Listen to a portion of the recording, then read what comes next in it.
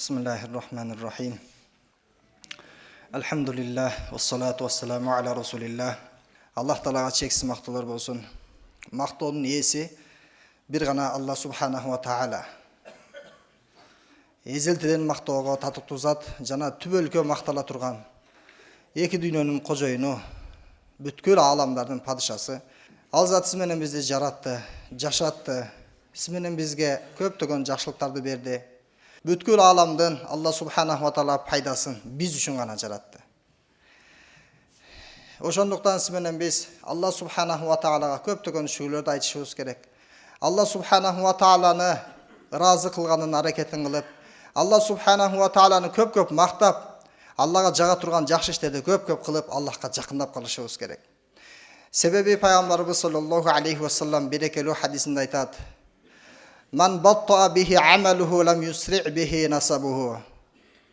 Кимдин жаман иштери, күнөө иштери Алланын рахматынан алыстаткан болсо, абройлуу урудан болуусу Аллага кайрадан жакындата албайт дейт.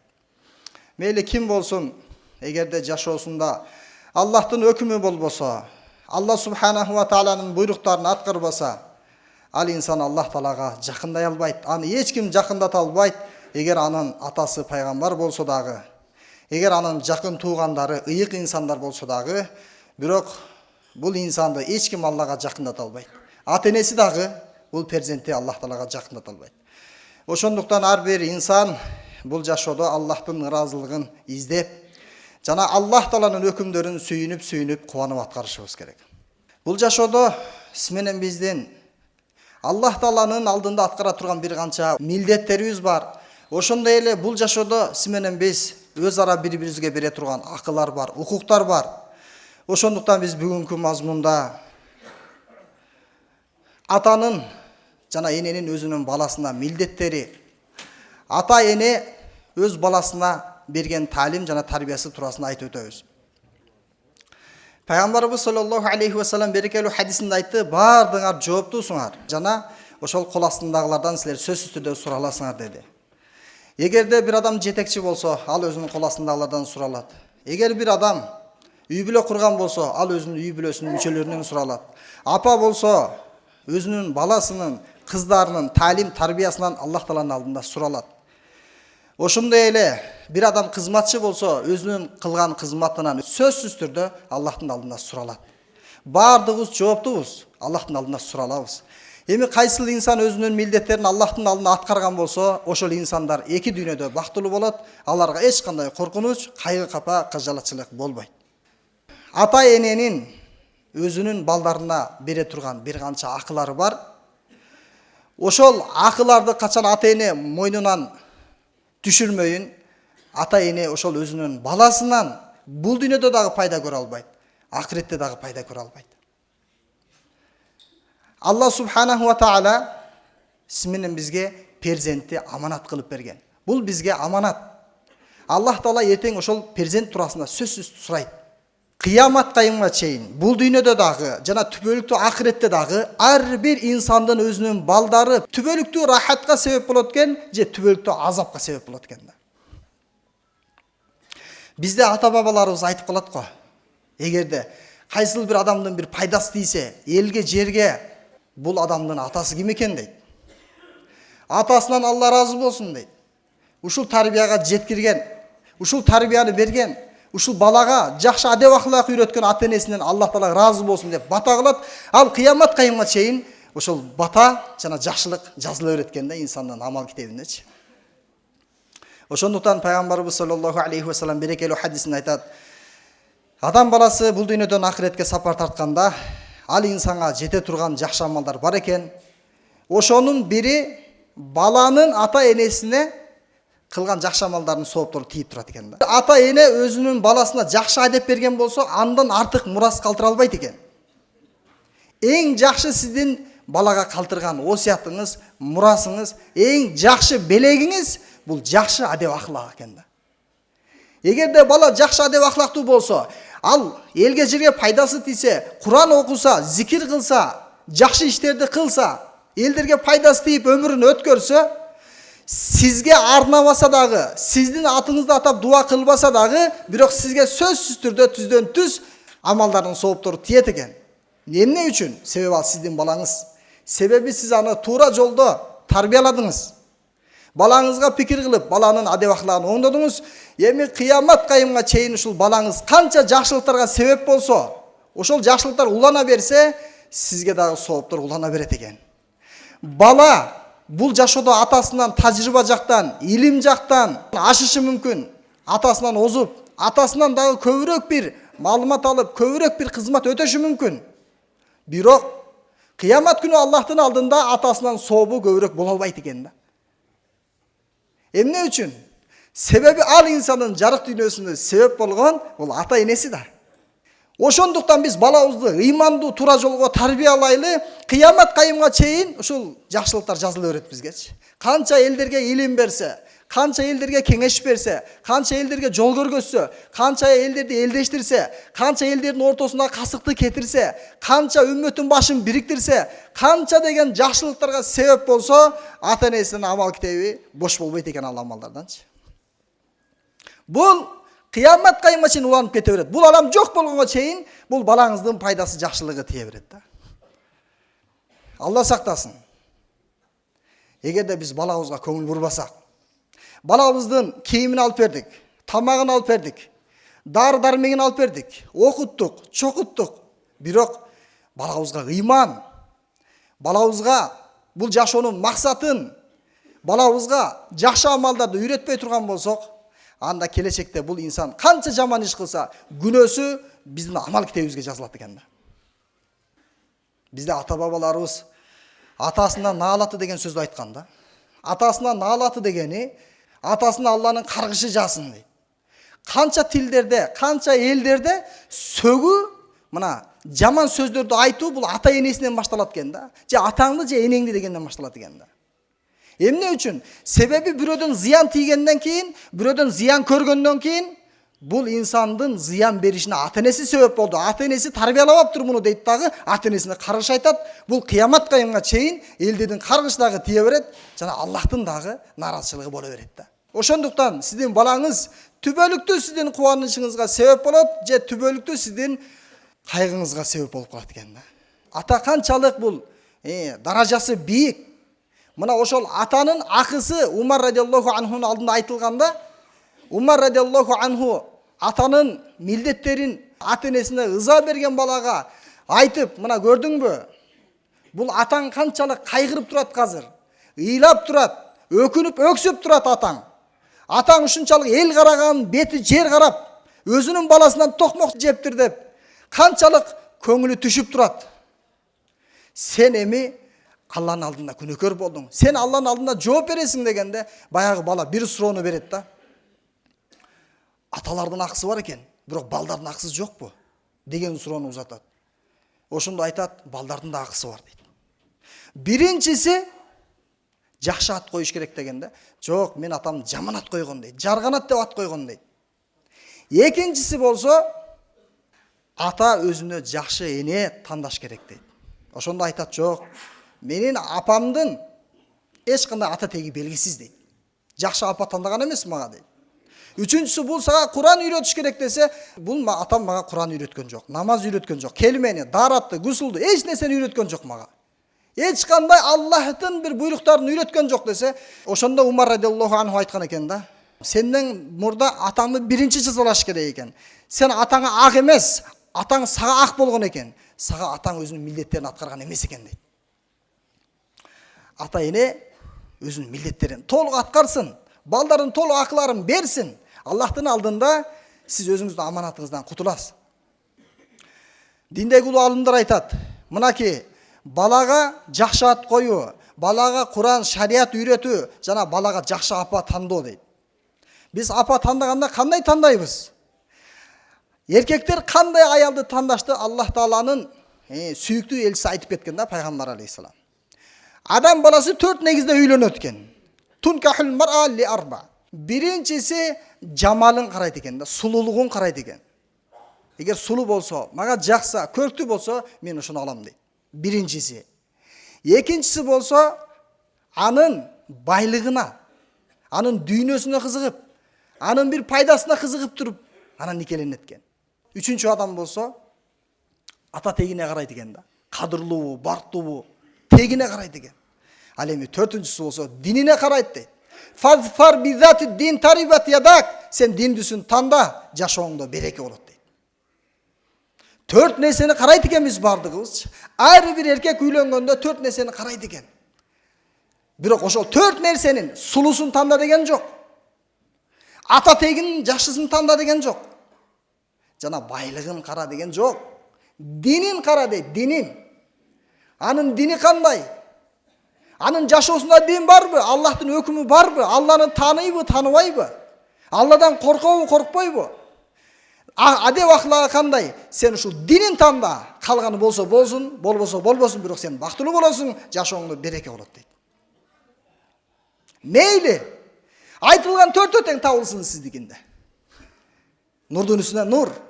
Бирок эң негизгиси биз баланы карай турган, балага таалим тарбия бере турган, балага күйө турган, бала үчүн өзүнүн курбанчылыгын арнай турган апа болуш керек экен да. Мына ошондой тандашыбыз керек экен. Биз аны жакшы көрө турган эмес, ал бизди жакшы көрө турган.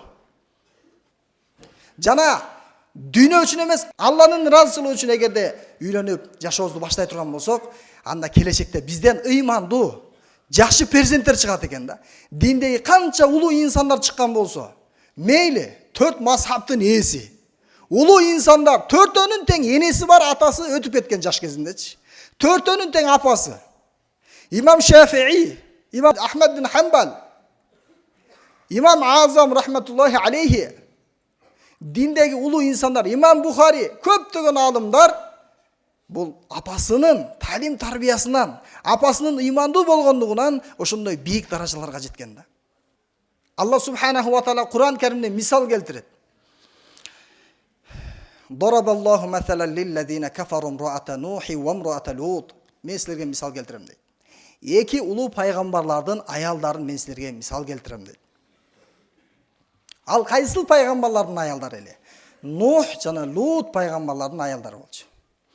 Каната тахта абдайни мин ибадина солихин. Алар биздин эң сүйүктүү пайгамбарларыбыздын аялдары болчу дейт. Фаханатахума. Алар күйөлөрүнө кыянат кылышты. Ва кыйла духулан нара ма'ад-дахилин. Тозокко кирүүчүлөр менен тозокко киргиле деген аларга чечим чыкты. Алар тозоктук болуп кетти. Пайгамбардын аялдары бирок тозок болуп кетти дейт. Ошол улуу пайгамбардын Нух алейхиссаламдын баласы бар эле. Мына ошол баласы дагы атасы качан ага жакшы насаатты айтканда угат эле, бирок апасы атасынын пикирине кошулбагандыктан, өзүнүн күйөөсүнүн пикирин жактабагандыктан, өзүнүн өмүрлүк жарына жардам бербегендиктен баланын тарбиясы толук болбой калды да. Демек, аял, эркек экөө биригип, ата эне биригип туруп, баланын туура толук тарбия болушуна себеп боло алат экен. Нух алейхиссаламга качан Аллах Тааланын өкүмү келди? Сен ыймандууларды кемеге сал, ыймансыздарды мен жок кылам деген Аллах Тааланын өкүмү келгенде өзүнүн баласына жалдырады. Жалынды, балам келчи. Биздин кемеге отурчу. Алланын азабы келет. Топон суу каптайт. Дүйнө жүзүндө бир дагы кургак жер калбайт. Тоолордун чокусуна чейин суулар жетет. Укпай койду. Жок, мен тоого чыгып кетем. Ата, мен укпайм сен. Мен апамды угам. Апасын угуп алды да. Тарбия толук болбоду. Апасы болушуп коет эле. Болушу менен ата эне өзүнүн баласынын тарбиясын бузуп алат экен да.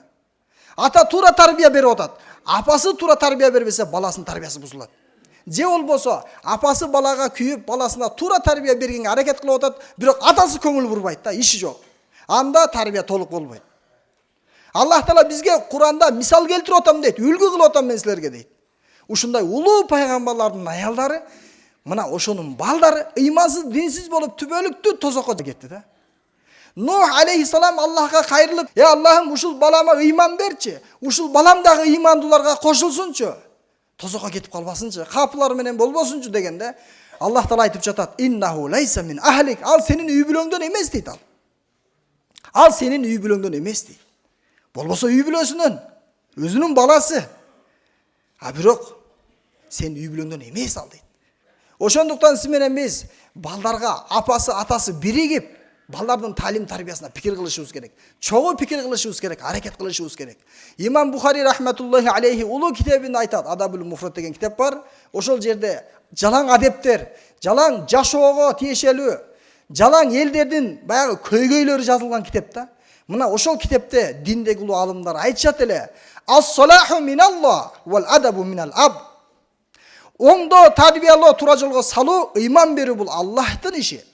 А бирок жакшы талим, жакшы тарбия берүү бул ата-эненин милдети дейт. Ата-эне аракет кылат экен жакшы талим тарбия бергенге. Аллах Таала хидаятты бере берет экен да. Ошого мына бардыгыбыздын балдарыбыз бар. Бардыгыбыздын кыздарыбыз бар. Неберелерибиз бар. Эмиси менен биз ошол балдарыбыздын ошол талим тарбиясына, хидаятына сөзсүз түрдө пикир кылып, биз алардын баягы жашоосуна толук динди алып келгенге аракет кылышыбыз керек экен да. Бардыбыз ниет кылабызбы иншалла? Ниет кылайлы. Аллах Таала бизге бала берди. Эми ошол балдарды сиз менен биз туура тарбия берүү бул биздин милдетибиз.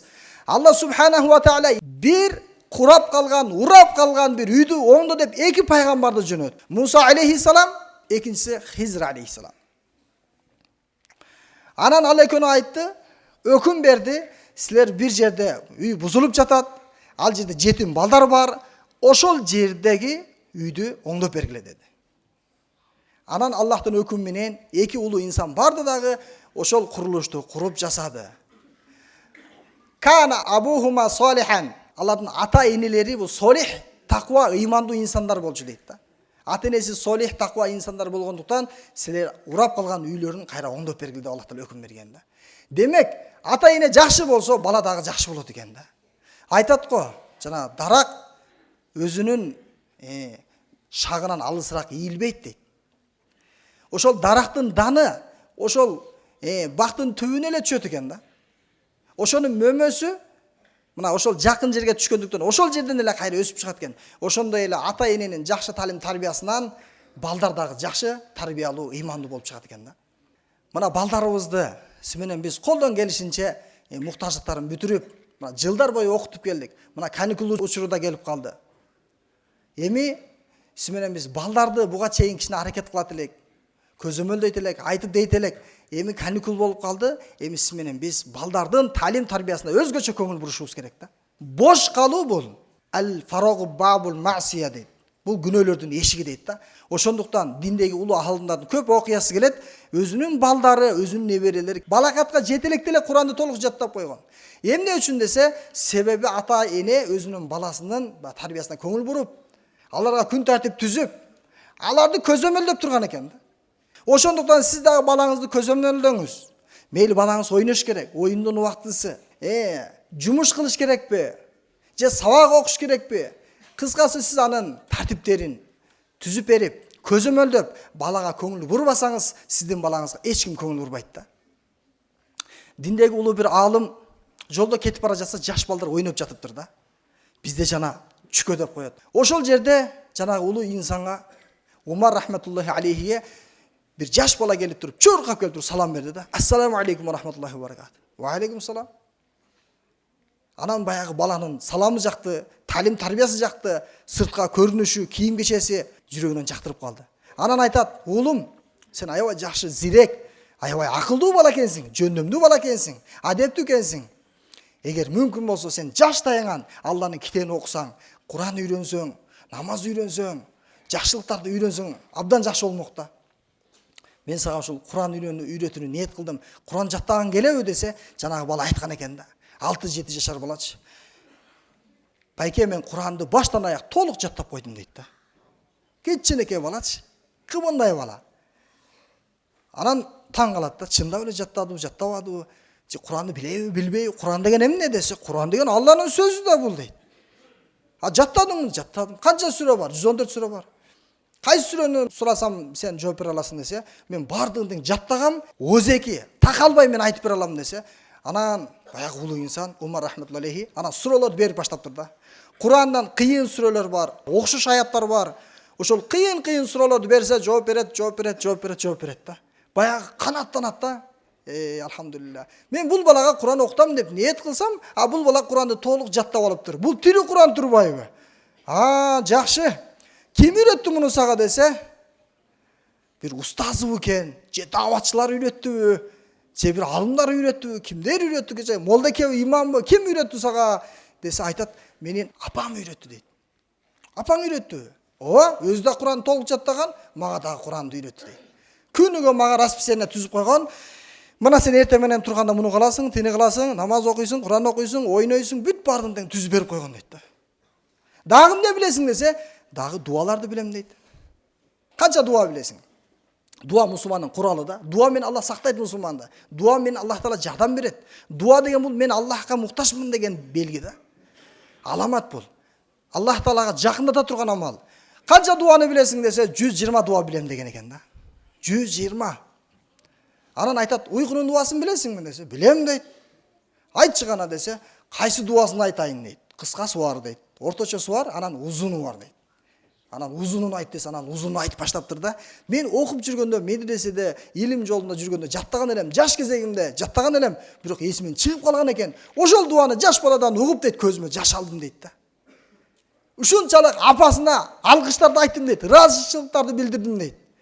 Анан дагы апаң сени кантип тарбиялайт десе, апам күнүгө мага кызыктуу окуяларды айтып берет дейт. Пайгамбарлардын окуяларын, диндеги сахабалардын, диндеги улуу адилеттүү падышалардын, ошондой эле өлгөлүү, ушундай бир акыл насаатты өстүрө турган, ушундай жагымдуу окуяларды, кызыктуу окуяларды айтып берет. Күнүгө мага 5 тууралуу айтып берет. Анан балдарыңа, досторуңа айт дегенде, мен барып балдарыма, досторума айтам дейт да.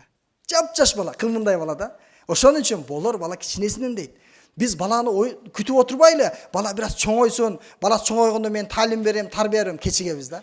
Балабызды кичинесинен баштайлы. Себеби ал кичинекей кезинде эмнени укса, ал жашоосуна толук алып келет экен да. Бала укпагандай боло берет, бирок бала жүрөгүнө сактап калат. Ал жаттап калат. Жаш кезинде уккан нерсе бу ташка тамга баскандай жүрөгүндө калып калат, эсинде калып калат. Ошондуктан балдарыбызды кичинекей кезинен чоңойгондо укпайт.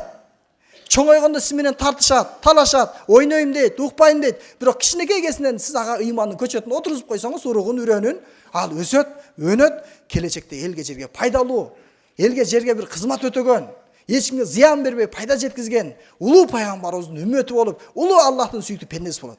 Аллах бардыгыбыздын, балдарыбызды, неберебизди, бардык үммөттүн кыяматка чейин келе турган укум тукумдарыбыздын баарына чейин Аллах Таала ыйман, хидаят, ахлак жана пайгамбар алейхисаламдын жашоосун насип кылган болсун.